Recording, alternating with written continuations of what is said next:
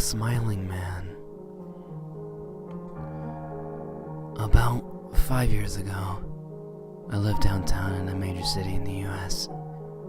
I've always been a night person, so I would often find myself bored after my roommate, who was decidedly not a night person, went to sleep. To pass the time, I used to go for long walks and spend time thinking.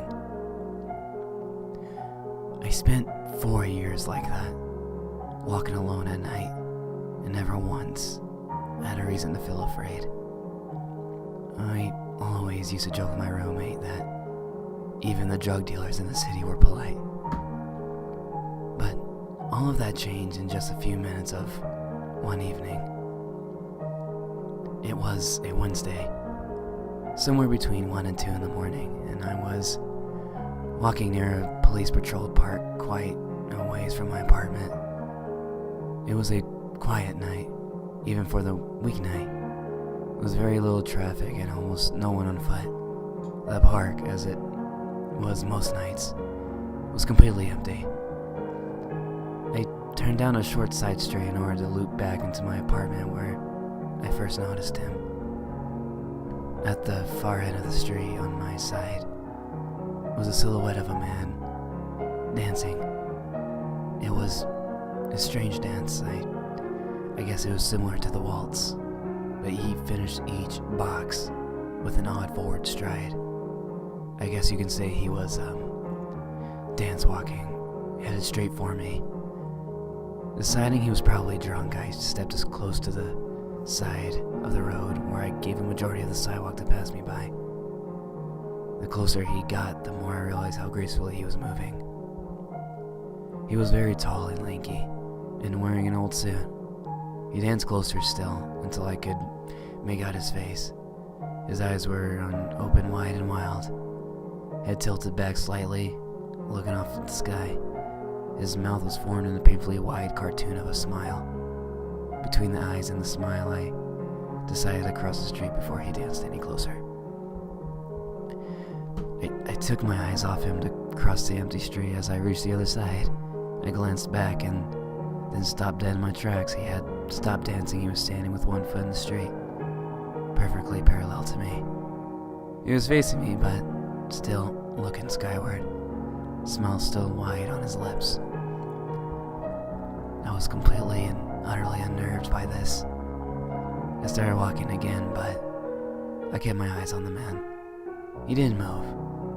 Once I had put half of a block between us, I turned away from him to a moment to watch the sidewalk in front of me. The street and sidewalk ahead of me were completely empty. Still unnerved, I looked back to where he had standing to find him gone. For the briefest of moments, I felt relieved until I noticed him. He was across the street and was now slightly crouched down. I couldn't tell for sure due to the distance of the shadows, but I was certain he was facing me. I had looked away from him for no more than 10 seconds, so it was clear that he had moved fast. I was so shocked that I stood there for some time staring at him, and then he started moving toward me again. He took giant, exaggerated tiptoe steps, as if he were a cartoon character sneaking up on someone. Except he was moving very, very quickly. I'd like to say that at this point I ran away or pulled out my pepper spray or my cell phone or anything at all, but I didn't. I just stood there, completely frozen as the smiling man crept towards me. And then he stopped again, about a car length away from me, still smiling his smile, still looking to the sky.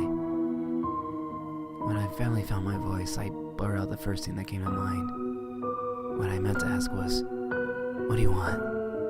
In an angry, commanding tone, but what came out was a whimper. What?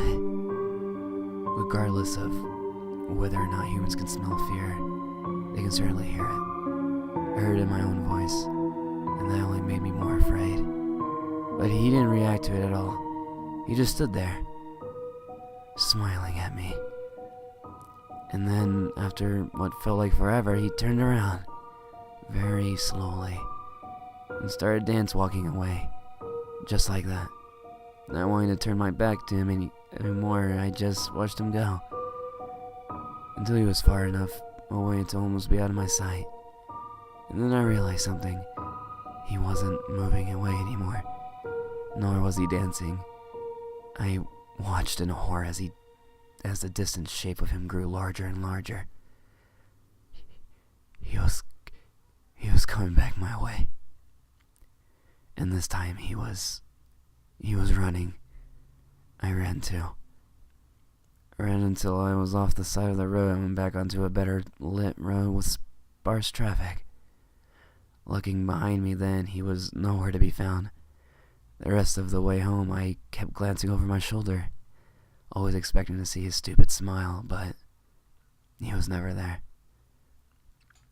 I lived in that city for 6 months after that night, and I never went out for another walk. There was something about his face that always haunted me. He didn't look drunk, or he definitely didn't look high. He looked completely and utterly insane. And that's a very, very scary thing to see.